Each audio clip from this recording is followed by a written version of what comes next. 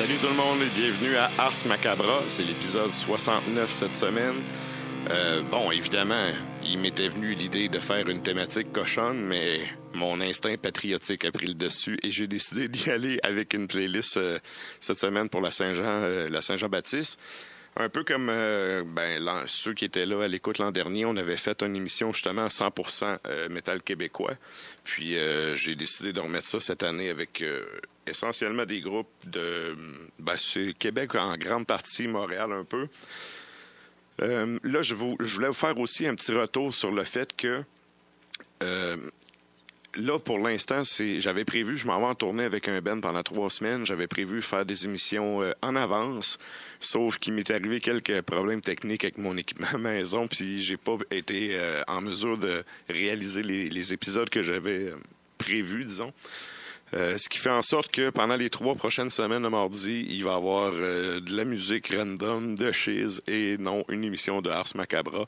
Ceci dit, la bonne nouvelle là-dedans, c'est que j'ai 3 émissions qui sont en banque, qui sont prêtes à être faites live.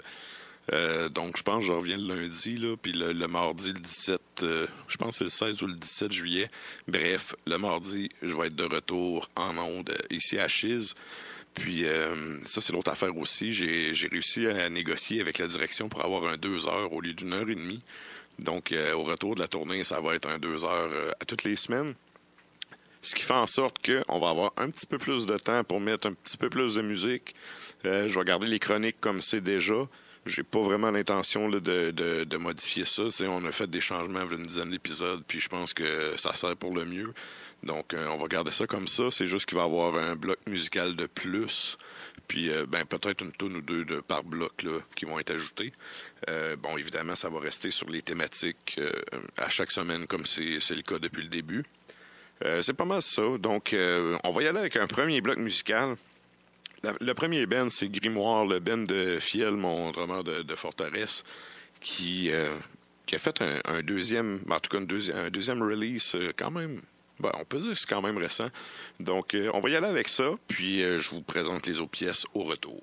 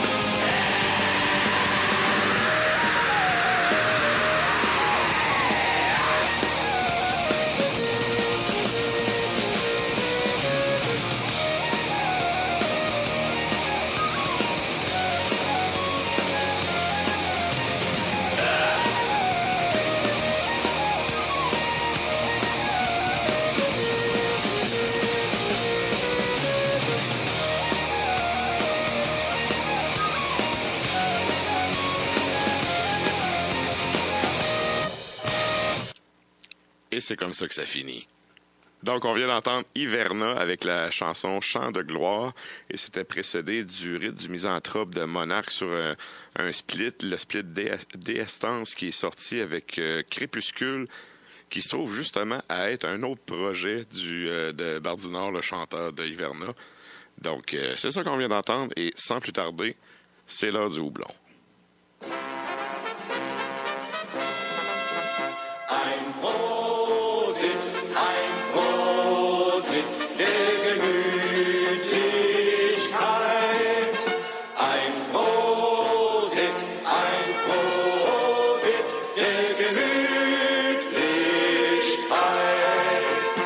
Salut Simon. Salut, ça va bien? Ben oui, toi? Super. Yes. Donc, pour ceux qui sont abonnés à notre compte Instagram de l'émission, vous avez déjà les choix de bière de Simon pour la Saint-Jean.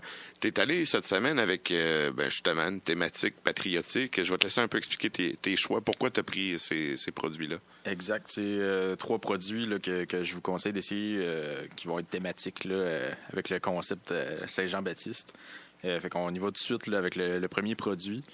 Ça s'appelle la Québec Love, la microbrasserie Le Naufrageur. C'est une IPA qui brasse pour la 2e année consécutive. Okay. Puis, dans le fond, c'est fait à 100% d'ingrédients québécois. Donc, ça, on aime ça. Oui. Ils sont quand même rares, là. Mais celle-là, c'en est une qui sort là, spécialement pour la Saint-Jean. OK. Donc, le malt est québécois, les houblons sont québécois, l'eau aussi, évidemment. Puis la levure, j'imagine que c'est la levure Jean Talon, dans le fond, là, qui a été isolée il y a une couple d'années, là, puis qui est québécoise. Là. C'est-tu la même levure qu'ils prennent pour faire les Annedale au sapin Bourgneuf? Je pense que oui. C'est okay. la même. Excellent. Sérieux, ça, je dois avouer, j'ai pogné 2 minutes tantôt quand j'ai pris la première gorgée. Il y a vraiment une bonne amertume. Ouais, c'est ça. C'est vraiment plus une IPA old school, là, je dirais. C'est quand même malté, puis une bonne amertume, justement. Là, pas trop, un petit peu fruité, là, plus agrume. Mais c'est pas non plus là, les gros jus de fruits tropicaux, là, style NIPA. Non, c'est vraiment le houblon. Ouais. C'est vraiment le houblon qui ressort. Là. C'est ça. Puis vraiment, là, peut-être un cascade québécois ou quelque chose comme ça là-dedans. Là. D'ailleurs, c'est vrai, on avait reçu... je me souviens pas à quel épisode, mais on avait reçu un Louis-Philippe qui faisait pousser du houblon. Ouais. On s'était dit qu'on ferait une partie 2. À mon retour, on fait ça. Yes. Ça serait vraiment... Ouais, ça aurait été bon de l'avoir à soir, j'ai pas pensé. Mais bon, tant mieux, oui, houblon québécois. Dans le fond, tous les produits, c'est tous des produits québécois. C'est ça. De goutte à l'eau. C'est ça. Tous les ingrédients qui rentrent dans la composition de cette bière-là. Là. Ouais. Québec Love. Naufrageur, sérieux. En plus, c'est vraiment une bonne micro, là. Surtout, justement, pour encourager les producteurs québécois de malt, de houblon, là, sont pas mal dans les tops, là, je dirais. Okay. Là. Puis toi, est-ce que tu es déjà allé sur place? Oui. Je suis allé l'année passée. J'ai vraiment aimé le pub, là. Puis ils ont un genre de terrasse l'été, là. J'ai vraiment trippé. Bref, pour ceux qui font un tour de Gaspésie, il faut vraiment faire un arrêt là. Ça vaut vraiment la peine. Ouais. Yes. Donc, ton deuxième produit, ça, c'est un... Je le connais pas, celui-là. Moi non plus, en fait. C'est la première fois que je vais goûter live, en fait. Là. OK. C'est arrivé la semaine passée à Boîte à bière. C'est la Québec Cascade de la microbrasserie Over Up. J'en avais parlé déjà là, dans une autre émission. C'est une microbrasserie brésilienne. Oui. Une petite brasserie quand même. Là. C'est pas une grosse brasserie qui essaie d'envahir le marché québécois non plus. Là. Mais c'est une petite brasserie brésilienne qui fait brasser ses bières chez Hochelag. OK. Puis, dans le fond, c'est là la Cascade Québec Cascade. C'est une IPA brassée seulement avec du cascade québécois. Ouais, puis il y a le petit jeu de mots, là, le QC. Tu sais, cascade, là, avec le QC cascade, à la... Ouais. Good. Fait que c'est ça. Faut dire aussi là, que les houblons, ça a une petite qualité de terroir, là, je dirais. Fait que vite de même au nez, c'est floral. C'est vraiment floral. Ouais. Fait que c'est ça. Habituellement, le cascade, ça provient des États-Unis. Ça a été vraiment un houblon là, qui a été populaire il y a peut-être 5-10 ans, là, au début de la révolution des microbrasseries. Mais le Québécois goûte pas exactement la même chose, puis justement, je dirais qu'il est vraiment plus floral là, que ce qu'on a. C'est ça, j'allais dire, pas juste au nez, là. Tu prends une gorgée de jus de fleurs, on dirait. Oh oui. Mais c'est bon, par exemple. C'est bon, là. Puis sinon, t'as encore là, les classiques, le petit côté pamplemousse, orange, puis quand même une amertume aussi, là, un petit peu herbacée, là, en plus du gros côté floral. Là. Ah oui, sérieux, je suis vraiment surpris. Mais c'est bien réussi, par exemple. C'est pas de quoi qui tombe sur le cœur, mais c'est vrai, ça goûte vraiment Le jus de fleurs. Ouais. De quoi quand même facile à boire, là, de pas trop agressif non plus. Là. Eux, justement, tu disais, c'est une petite brasserie qui commence à distribuer et à brasser ici. Ils ont quoi comme sorte de sortie à l'âge? Parce que je sais que tu n'avais amené une fois, tu avais amené une canette. Ils font une NA IPA, ils font une double IPA aussi, là, plus West Coast, là, plus maltais, plus amer. Puis ils font aussi une Black IPA, je crois. Puis c'est pas mal ça. Là. Je pense qu'ils se situent pas mal dans les IPA. Là. Ouais. C'est vraiment réussi, par exemple. Puis ça, je crois que ça va être une série là, mono-houblon qui vont essayer là, plusieurs brassins avec différents houblons là, dans le futur. Ouais. Ça, d'ailleurs, je m'ennuie. Charlevoix, il me semble, ça fait un bout qu'ils n'ont pas fait. Ouais. C'est-tu moi ou bien? Ça fait un moment. Ouais, hein, parce que c'était une de leurs forces, leur mono-houblon. Puis je sais pas pourquoi ils ont arrêté, bref. Mais c'est vraiment le cas de le dire, ça goûte ce que ça sent. C'est vraiment... Floral, je pense que floral, c'est le mot. Là. Oh oui, c'est le bon mot. C'est le bon mot. Mais ça sent bon, par exemple. Ça sent pas le parfum de vieille ma tante. Là. Non, c'est... Le vieux parfum de vieille ma tante. C'est quasiment fleur sauvage, tu sais, quand tu te promènes là, sur le bord d'un champ. Ça sent l'été, ça goûte l'été. Exact. Dis le gars qui a eu l'été. Mais... Bon. Ouais. C'est excellent. Coup de cœur aussi. Et la dernière... la dernière, c'est comme... pour les auditeurs, parce que je parlais de ça pendant le bloc musical d'avant, je savais que Simon allait faire une thématique. Quand j'ai dit thématique Saint-Jean, je me suis dit, il va y aller avec des produits québécois, peut-être le kit. Puis il y a la Patriote, de la micro, c'est quoi, de la Fabrique? La Fabrique à Matane, oui. Puis c'est celle-là que j'avais en tête, puis je me suis dit, j'ai même pas besoin d'y dire, c'est sûr qu'il va y penser. Puis là, quand je t'ai arrivé avec ça, je me suis dit, eh oui. Je sais que tu en avais déjà parlé à l'émission, là, mais c'est toujours bon de remémorer les bonnes bières. C'est thématique aussi. Là, elle est plus légère que les deux autres, celle-là, par contre. Oui. C'est une IPA aussi, mais il appelle ça dans le fond une IPA blanche de session. Donc blanche parce qu'il y a un petit peu de blé dedans. Puis de session, dans le fond, qui est plus faible en alcool. Là, je crois que c'est autour de 4,5 environ. 4 4 J'ai la bouteille d'en face. Ouais, 4 Fait que c'est ça, c'est assez léger. T'as le blé aussi, là, justement, qui va apporter une petite douceur. Puis sinon, les houblons, là, une petite amertume. Ouais, puis c'est assez trouble aussi, là, comme bière. Ouais. Ça look bien. Ouais. Goûtons.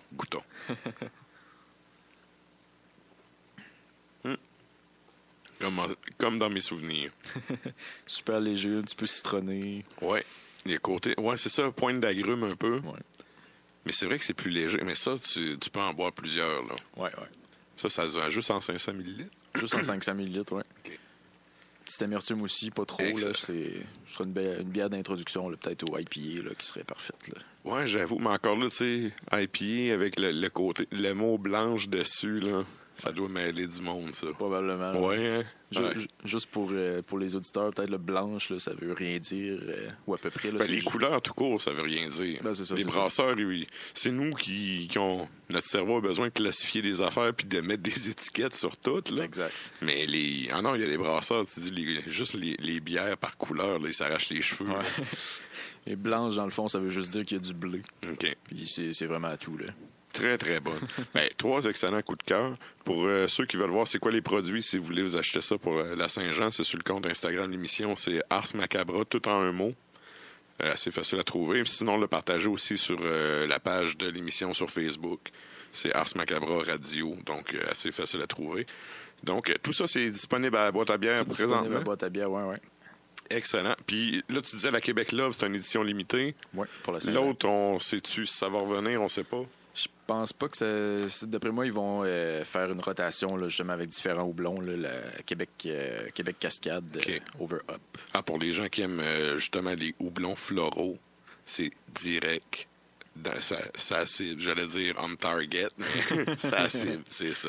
Ouais. Excellent. Je te remercie beaucoup. Je te souhaite une bonne Saint-Jean. Ben, toi aussi. Tu fais tout ça avec des amis ou tranquille? Ou... Rien de prévu pour l'instant. Peut-être déguster une coupe de bonne bière. Là. Excellent. Moi, je vais déguster une coupe de bière puis avec des chums puis en écoutant du black metal. Patriotique, j'espère. Ben oui. Donc, justement, tu sais, l'émission à soir, je l'ai faite en prévision parce que évidemment, l'émission est le mardi. On choisit pas du jour de la Saint-Jean, fait que c'est comme ça. Puis je me suis dit, au pire, ça fera une playlist pour les gens qui veulent écouter un peu de beat dans leur veillée. Donc, justement, en parlant de beat, on va retourner en musique à l'instant avec Ne perdez jamais espoir de Akitsa. Ça va être suivi de Frozen Shadows avec Au seuil des ténèbres. Puis les deux autres tours, je vous les présenterai au retour. Donc, on y va en musique à l'instant.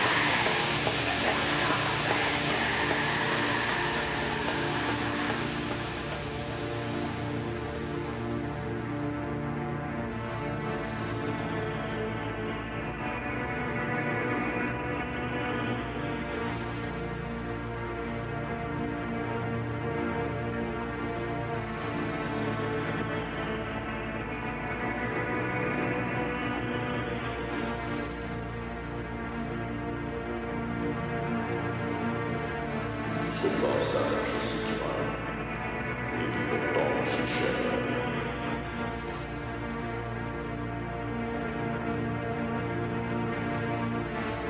Ce gens purs devraient l'ouvrir.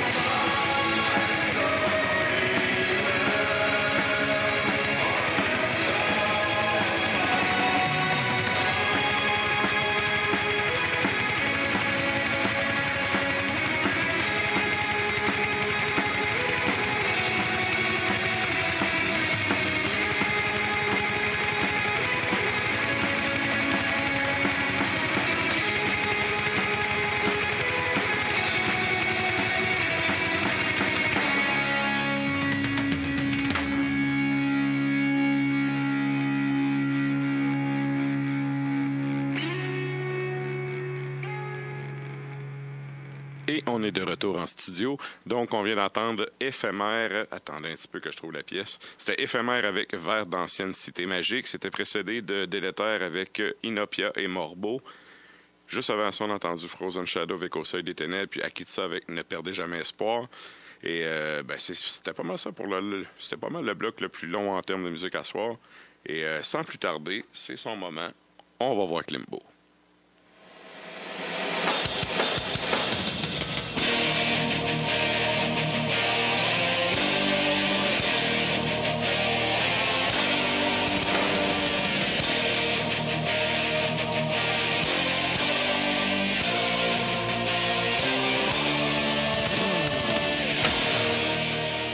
Salut chef, comment ça va?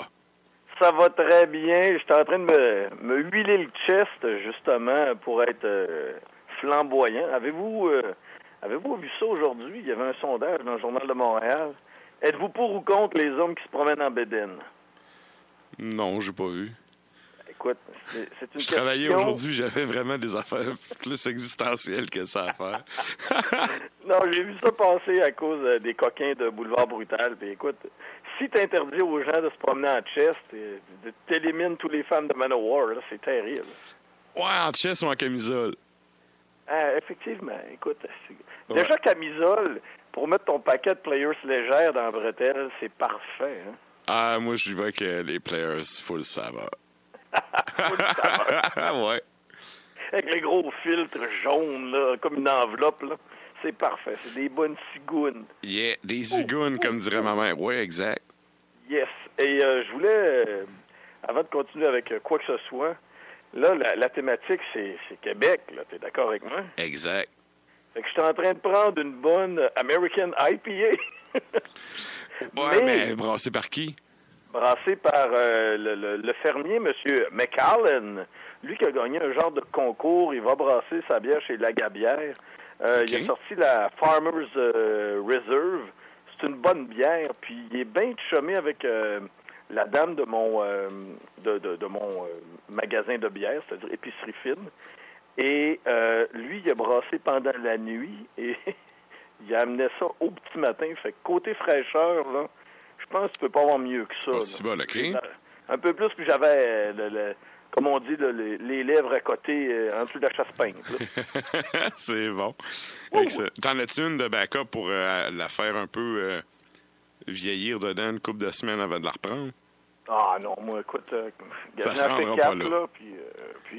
Non, moi, je suis anti-vieillissement pour mes IPA, je les bois. Non, mais ça va faire vieillir vraiment longtemps. Je veux dire, quand t'es en bouteille, des fois, c'est bon de les laisser en bouteille une couple de semaines avant de les reboire. Là. Probablement que si t'avais un autre pour comparer, là, dans 2 semaines, elle goûterait pas nécessairement pareil. Probablement, mais je suis plus Simon, qu'est-ce que t'en dis? Consommation rapido et de bon goût. Mais je comprends ce que tu veux dire. Comme par exemple, avec la moralité, ça me dérange pas de passer le genre de barrière psychologique du mois, par exemple. Même après un mois, je trouve que la moralité des dieux du ciel est encore bonne. Oui, quand même très, très bonne. Elle est pas le temps bonne. Yes. Dieu du ciel, là. Mais là, il y a de quoi qui marche pas. On parle de très, très, très bonne bière. Puis là, toi, tu voulais nous parler du Rockfest qui... Exact. Oui, ça devait être le festival de la Pabst Blue Ribbon, là-bas. Écoute, on s'entend que... Ben, moi, j'y étais pas cette année au Rockfest. Je pouvais pas... Je m'étais dit, je vais y aller pendant peut-être la journée du vendredi ou du samedi. Ça me tentait pas de me taper le périple au complet. Il y avait pas vraiment... Il n'y a pas vraiment de groupe qui m'intéressait. J'avais le goût de voir le retour de Dimmu, aller voir Cannibal Corpse pour une xème fois, peut-être voir Municipal Waste, mais en gros, là, j'étais pas très, très excité. J'avais plus le goût d'aller prendre une coupole de bière, justement, avec les chums. Mais les retours que j'ai eus, comme par exemple ma photographe au voir, Miaela, elle était là, et elle dit que c'était une édition qui était très cool, c'était très retour aux sources, le climat était jovial, les gens étaient de bonne humeur, c'était bien. Mais d'un côté mélomane, j'ai vu passer beaucoup sur les groupes de métalleux des commentaires face à cette... il y a eu un gros coup de hache dans le Rockfest de cette année. Moi, personnellement, là, c'est la programmation me rejoint zéro, là. Il y a justement Municipal Waste là, que j'aurais peut-être aimé voir. Dimmu Borgir, je les ai vus à l'époque où c'était quand même encore cool. Puis, justement, tu sais, j'ai vraiment décroché de ça. Fait que le restant de la programmation, moi, personnellement, ça me parlait pas en tout, là. Mais non, écoute, on s'entend là que, mettons, toi et moi, on se dit, fait longtemps qu'on s'est pas vu, on va au Rockfest. On aurait fait comme bien du monde. On serait installé au camping, on se serait torché à la face, puis maintenant, on se serait regardé en se disant, coudonc, Galice, on vient-tu de manquer Dimmu Borgir? Ben oui, prends-toi donc une autre bière. Ouais, c'est ça. J'ai-tu payé 300$ pour boire de la bière cheap dans un parking de tente, là, tu sais? En tout cas. Voilà. Mais... Excusez pour mon opinion aussi franc du Rockfest, mais c'est ça pareil. Moi, j'ai zéro intérêt à aller là. C'est le genre d'événement, personnellement... En plus, là... Moi, je préfère la qualité à la quantité. Là. T'as tellement de monde défoncé, puis tout. Peut-être que quand t'as 20 ans, c'est cool. Là. Je suis allé en voir des fesses, là, puis tout, quand j'étais plus jeune, mais... Tu sais, aujourd'hui, là, moi, me dévisser la tête puis sentir le vomi le lendemain matin puis le swing, je sais pas, je suis plus dans cette trip-là, tu sais. C'est sûr, mais en même temps, tu sais, c'est comme on dit, c'est un retour, tu sais, à ta zone animale, un peu, là, l'instinct de survie, savoir, là, demain matin, je vais être capable encore de me réveiller et passer une autre journée. Tu sais, là, on retourne à nos bas instincts, là. On retourne pratiquement à l'époque de l'homme des cavernes. Ouais, c'est pour ça que le crowd Rockfest, tu sais, t'as peut-être quoi, 1/5 de métalleux, 1/5 de punk, 1/5 de je m'en contre-Christ. Ouais, du monde qui s'en vont là juste pour se dévisser la tête en groupe, là. Exact. Moi, c'est ceux-là que... non. Là. Parce que ça, c'est un peu comme Oshéaga. Peu importe la programmation, tu y vas parce que ça paraît bien de dire que tu étais là. Sauf que pour le Rockfest, c'est plutôt, peu importe qui est là, l'important, c'est le nombre de calling Black Label que je vais être capable de m'aligner et qui va être le premier à vomir et qui sera le dernier à se coucher. Tu sais, exact. C'est très juvénile. Mais ce que je voulais te dire, en fin de compte, mon beau Kevin, c'est que certains mélomanes, tu sais, des gens qui allaient là, probablement là pour... ils étaient intéressés par la programmation, parce qu'il ne faut pas se le cacher. Il y en a là, qui aiment ça, Five Finger Death Punch, Godsmack et compagnie. Et en gros, ceux qui sont allés pour la musique, j'ai rien à dire. Là. Si t'aimes la musique, t'es allé voir les bands, tu trippais, tant mieux. Mais moi, le 3/4 des posts que j'ai vus sur les réseaux sociaux, c'est tu veux te faire voir chaud dans un événement de camping, là. Tu sais, il y a le Noël des campeurs, ça coûte 20$ dans tout bon camping de région au mois d'août, là, puis t'as la même affaire. Mais moi, ce que j'ai surtout retenu, c'est les commentaires de gens qui ont un côté... Tu sais, ils ont quand même une dimension technique de la chose. Et ce que j'ai surtout retenu, c'est que, étant donné que cette année, c'était l'année un peu, là, comme disait notre bon gouvernement libéral, c'est pas... comment ils disent ça, au lieu de dire les coupures, quoi. Nous autres, on dit que c'est la... Voyons, je perds mes mots. Moi tout, oui, je l'oublie. C'est pas la récession, là. Ouais, ben... Comment ils ont appelé ça? Austérité, exact. Merci, Simon. L'austérité. Est-ce que c'était l'année de l'austérité? Et il y a plusieurs théories là-dessus. Il y en a qui m'ont dit, écoute, Yannick, c'est simple, Martel n'a pas fini de payer Rammstein l'année passée. Fait qu'il faut qu'il étale les billets encore du côté de l'Allemagne, donc il doit couper cette année. Il y en a d'autres qui m'ont dit que ce sont les nouveaux gestionnaires qui veulent maximiser les profits et couper dans la production. Et là, ce qu'on m'a dit au niveau de la production, comme je te dis, il y a un gars que je connais, lui, il allait là, puis le côté technique, ça l'a gossé. Il n'y avait pas de tour de ce qu'on appelle des tours de delay ou de relais. Je ne sais pas comment appeler ça vraiment au niveau spécifique.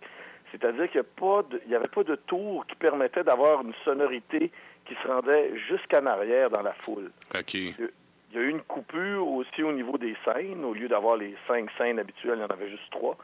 Et surtout, il n'y avait pas d'écran géant. C'est-à-dire que la scène principale, quand tu avais, mettons, les Five Finger Death Punch, si tu étais en arrière puis tu étais peut-être un peu trop timide pour tasser les gens pour avoir espace pour te faufiler vers l'avant. Si t'es pas capable de... Ouais, c'est ça, là, de te faufiler à travers le monde pour aller en avant, t'es baisé et tu vois rien. Exact. Puis au moins, tu te dis, ben, Chris, si je vois rien, au moins, je vais entendre, mais ça fait que tu n'entendais rien. Mm-hmm. Parce qu'habituellement, ces tours-là te permettent, même en arrière, d'entendre correctement ce que tu ne vois pas. OK. Mais étant donné que tu avais une autre scène qui jouait en même temps, et j'ai vu des vidéos, à un moment donné, je pense que c'est Cannibal Corpse qui joue en même temps que Rancid.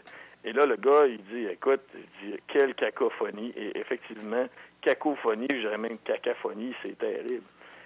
Et OK, le son des deux scènes se mélangeait.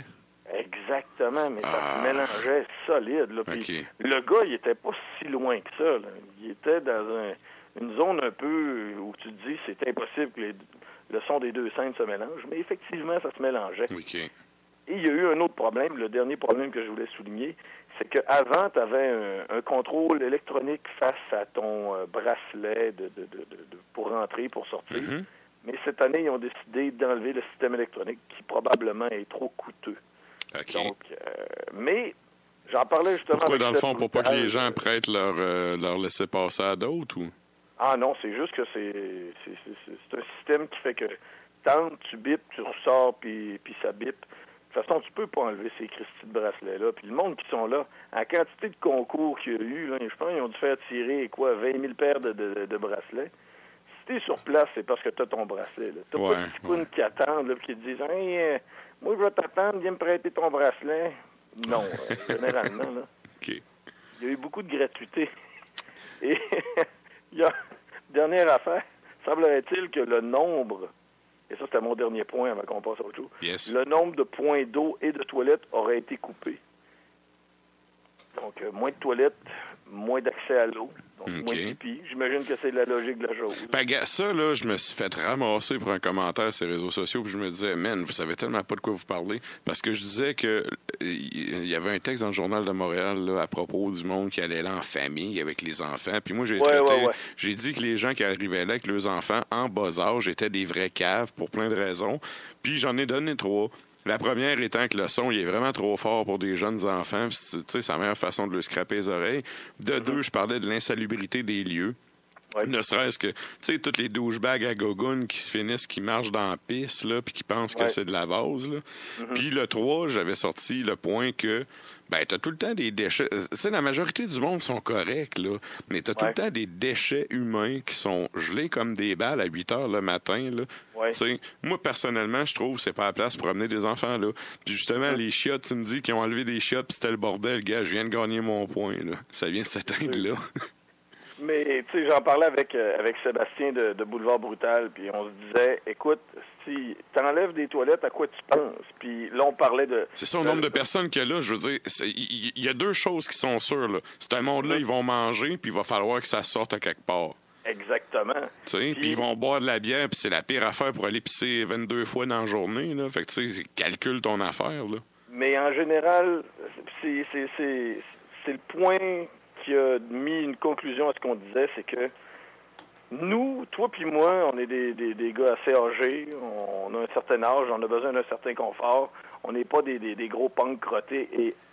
Non, mais à la limite, je suis capable de vivre ça, il n'y a pas de trouble, là. Tu sais, gars, je m'en vais 3 semaines en tournée, là, je m'attends pas à manger des petits pains au four à tous les soirs, puis à, tu sais... Sauf qu'à un moment donné... On parle de la piste puis des excréments de plein de monde que tu connais pas avec plein de styles de microbes.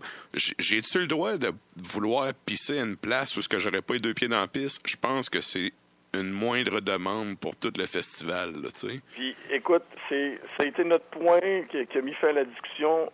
Seb m'a dit, avec sa grande sagesse, écoute, s'il décidait l'année passée qu'il n'y a plus aucune toilette de disponible, il y aurait du monde qui irait pareil. Ben, c'est ça. Il va falloir que ça sorte un moment donné. Ça va se ramasser à quelque part, là. Tu sais, ben, écoute, ça revient à mon point de départ, c'est-à-dire que tu vas là pour revivre tes instincts animaux les plus médiévaux, même caverneux. Puis, je conclurais ce point-là en disant qu'il y a déjà eu des études sociologiques qui disaient que des humains en groupe de plus que 8 personnes, ça devient aussi imbécile et stupide en termes de quotient que des animaux. Exactement. Alors, ben, c'est ça. Et parlant de stupide et de pas de quotient, tu voulais nous amener... Il y a Dimebag Darrell qui s'était fait assassiner justement par un pas de quotient qui était fru, qui a brisé son groupe d'idoles Pantera. Puis là, tu m'es arrivé avec ça aujourd'hui. Il nous reste 4-5 minutes. Là. Une théorie du complot. Là. Conte-moi ça. Écoute, une théorie du complot tout à fait hallucinante que j'ai trouvée sur un site Internet. On fait le lien entre Dimebag Darrell le magicien d'Oz et les Beatles. Tout ceci serait une grosse conspiration. Okay, le tueur de Dimebag Darrell se nommait Nathan Gale. Je me souviens de sa face, je me souvenais pas c'était Nathan, oui, ça me revient. Nathan Gale. Nathan veut dire, selon la langue utilisée ici, mettons l'hébreu, cadeau de Dieu. Tu me suis, là? OK. Dans le Wizard of Oz, c'est-à-dire le magicien d'Oz, quel est le nom de l'héroïne? Dorothée, qui veut dire aussi cadeau de Dieu. Et quel est le nom de famille de Dorothée dans le film Wizard of Oz? Gale. Elle a le même nom de famille que Nathan Gale, le tueur de Dimebag Darrell. Mais est-ce que ça s'arrête là? J'imagine que non, parce qu'on n'a pas parlé de Dimebag encore. Non. Mais là, t'as plein de trucs là-dedans qui t'amènent vers des éléments là, stupides. On dit aussi que Dimebag Darrell était le guitariste de Pantera à l'époque. Et qu'en 2004, l'année de sa mort, au Super Bowl, les Patriots rencontraient quelle équipe? Les Panthers. Tu me suis, là? Ouais. Panthers, Pantera. Et ce match du Super Bowl a eu lieu dans quel État américain? Le Texas. L'État de Pantera. L'État de Dimebag Darrell. Ouais. De plus, c'était écrit dans le ciel que c'était en 2004 que le tout allait se passer. Le soir de la tuerie, écoute bien, là on retourne au magicien d'Oz. Le soir de la tuerie, c'est-à-dire le 8 décembre 2004, quel film a été présenté à la télévision? Wizard of Oz. Et sur quel poste de télé ça a été présenté? Sur le Turner Network Television, c'est-à-dire le poste de télé dont les initiales sont TNT. OK. C'est quel génie qui a tout fait ces liens-là? Là? Écoute bien, c'est quoi le lien? Là? Le lien, c'est que TNT veut dire dynamite. T'es d'accord avec moi? Oui. Et qu'est-ce que l'on voit sur la pochette du premier album de Damage Plan? Une explosion. OK. Et cette tuerie face à Dimebag Darrell nous remet en tête l'assassinat de John Lennon qui a eu lieu le 8 décembre 1980. Donc, 24 ans après, qu'est-ce qui arrive? Dimebag Darrell se fait tuer. Hey, je suis désolé, mais Dimebag est plus grand que Lennon. Là. Ouais, mais t'as peu, c'est pas fini. Là. T'en veux-tu des niaiseries? J'en ai une bonne pour toi. Là. Quel est le nom de famille de Dimebag Darrell? Son nom de famille, c'est Abbott. Oui. Et là, quel est le nom de l'album des Beatles lorsqu'ils traversent une rue? Abbey Road. Abbott, Abbey Road. Oh là là. OK. Mais là, t'as peu, là. Tu savais que dans l'ancien... dans la langue... Je pensais que c'était une vraie théorie du complot. Mais là, ça n'a juste pas de bon sens. C'est exponentiel. C'est n'importe quoi. Mais c'est pas fini. Il y a tellement... Un moment donné, ça va converger avec Pink Floyd. T'as peu, c'est vraiment bon. Ouf. Le nom de famille Abbott, autrement dit, ça veut dire père. Tu me suis, là? OK. Abbott, en hébreu, veut dire père. OK. Qui étaient les deux compositeurs principaux dans les Beatles? John et Paul. Tu me suis, là? Ouais. Là, donc, tu vas me dire que c'était l'apôtre puis le disciple à l'autre, là? Ah, mais t'as peu, là. Là, la théorie, là, c'est ça. C'est Abbott veut dire père, c'est-à-dire father. John Paul, comme le pape Jean-Paul. Ouf, OK. Hey, c'est mon gars, mais t'as peu, là. Les Beatles ont sorti un album qui s'appelle Sgt. Pepper, Lonely Hearts Club Band. Et quelle était la chanson là-dessus qui était la plus populaire? Lucy in the Sky with Diamonds. Mm-hmm. Diamonds, en relation avec le surnom de qui? De Dimebag Darrell. Ouais. Et là, on se ramène à Pink Floyd. Écoute bien, là, on fait un tour complet, là. Pink Floyd, avec leur album Dark Side of the Moon, a été enregistré à quel endroit? J'en ai Abbey aucune idée. Road. Il a été enregistré à Abbey Road. OK. Tu me suis, là? Ouais. Et tu connais la théorie qui dit que tu dois écouter l'album de Dark Side of the Moon en même temps que tu regardes le film de Wizard of Oz. Ça, j'ai entendu ça souvent, oui. OK. Et j'aimerais que tu te rappelles de quoi a l'air la pochette de Dark Side of the Moon. Qu'est-ce qu'on voit? Ben, c'est l'espèce de triangle avec le prisme là, de lumière. Le prisme, et qu'est-ce qui sort du prisme? C'est un arcan. Un arc-en-ciel, hein? Un arc-en-ciel. Et quelle est la Tu chanson? vas me dire que Dimebag était gay? Non. aucunement. Pourtant, non, sérieux, non. Et quelle est la chanson la plus populaire tirée du film Wizard of Oz? Somewhere Over the Rainbow. Ouh là là, OK. Écoute, on s'entend là, que tout ça, là, ça forme un cercle de marde. Hey, là, sérieux, le gars qui s'est assis pour penser à tout ça... C'est terrible. Mais il y a tellement d'autres... Il y a d'autres éléments dans sa théorie, là. C'est d'un farfelu incroyable. J'avais tellement hâte de t'en parler pour te démontrer que quand vient le temps de trouver des liens avec quelque chose, il n'y a aucune limite. Non, mais c'est ça, tu peux faire... Le gars, il a pris 22 éléments puis s'est dit, je vais faire des liens avec ça. Voilà. C'est c'est n'importe quoi. Moi, je pensais qu'il avait découvert des nouveaux éléments sur le gars. J'étais un peu déçu. je m'attendais à un scoop ou un potin que j'avais pas vu passer, finalement. Ah, écoute, je voulais juste te démontrer, justement, avec une idée farfelue, là, tu peux trouver des éléments qui vont venir en relation avec ça et qui n'ont, en fin de compte, aucun Christi de rapport. Allons. Aucun rapport. Bon, en fin de compte, je viens-tu de tuer mon dernier 5 minutes? Ah oui, on l'a dépassé un peu, mais c'est pas grave, garde. C'est pas grave. Je pense que ça valait la peine. Oui, ça valait la peine. Fait que la semaine prochaine, je vais te prouver la théorie qui fait que Cliff Burton aurait... Hey, parenthèse, la semaine prochaine, je suis pas là pour 3 semaines. Ah ouais? Fait qu'on n'a pas d'émission la semaine prochaine? Non, à cause de la tournée. Fait que je voulais préparer du stock d'avance, mais comme je disais en début d'émission, j'ai eu un fuck avec ma carte de son, puis ça a fait en sorte que j'ai pas été bon de les préparer d'avance. Mais la bonne nouvelle, c'est que j'ai 3 émissions de montée prêtes à être faites live. Excellent, ça. Ouais. Bon, écoute. Donc, je vais te redonner des nouvelles en revenant, puis on va setter une nouvelle chronique pour l'émission. Je pense que c'est le 17, le mardi, en tout cas. Là, on tombe au mois de juillet, là, t'es en train de me dire ça. Oui, en juillet, mi-juillet. Bon, on se fait un spécial Évé Montréal ou, je sais pas, moi, ma sorte de croton préférée. Ça va être correct. Excellent. Fait que, je te souhaite une bonne Saint-Jean puis un bon mois de juillet pour le temps qu'on se verra pas. Puis, on s'en redonne des nouvelles là-dessus. C'est bon, je vais aller écouter du Paul Piché d'abord. C'est bon, bonne soirée, là. Salut, bye. Bye-bye. Yeah, donc on vient d'entendre Klimbo. Hey, sérieux, la chronique, le complot, là, je m'attendais tellement à quelque chose d'un nouvel élément. J'étais comme, ben voyons donc. Alors, sans plus tarder, on a pété un peu notre temps. Là, je vais avec une toune de Forteresse parce que, bon, c'est une toune que j'aime bien, puis c'est une toune qu'on joue pas en show, puis je trouve que c'est la toune qui fait le pont entre le vieux Forteresse puis le nouveau Forteresse. C'est un petit coup de cœur à moi, puis j'y vais avec ça à l'instant, puis je vous reviens après ça.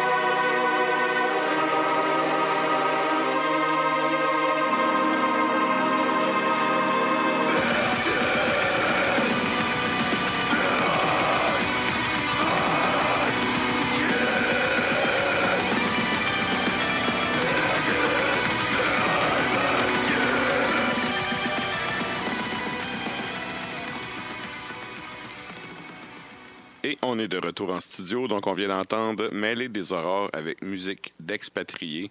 C'est, de loin, je pense, c'est ma tune préférée de Mêler des aurores. Puis, par la bouche de mes canons de Forteresse juste avant ça. On serait rendu au moment où ça serait le temps de faire de la propagande là, pour justement les pages Facebook et autres de ce monde. Et comme j'en ai déjà parlé dans le début de l'émission, puis qu'on a un peu défoncé notre temps, vous savez où nous trouver. Donc, comme je disais au début de l'émission, je vais être de retour le 17 juillet. Donc, le 17, il va y avoir une émission à partir de 9h30, comme à l'habitude. D'ici là, je vous souhaite un bon début d'été. J'espère que vous allez vous faire du fun et avoir une bonne Saint-Jean. Puis, on va terminer en musique, comme à l'habitude. Cette fois-ci, j'y vais avec un projet Nordman, le projet d'Atroce, avec la pièce Écho septentrionale, un classique du métal noir québécois. Et sur ce, bonne Saint-Jean tout le monde, à dans 3 semaines.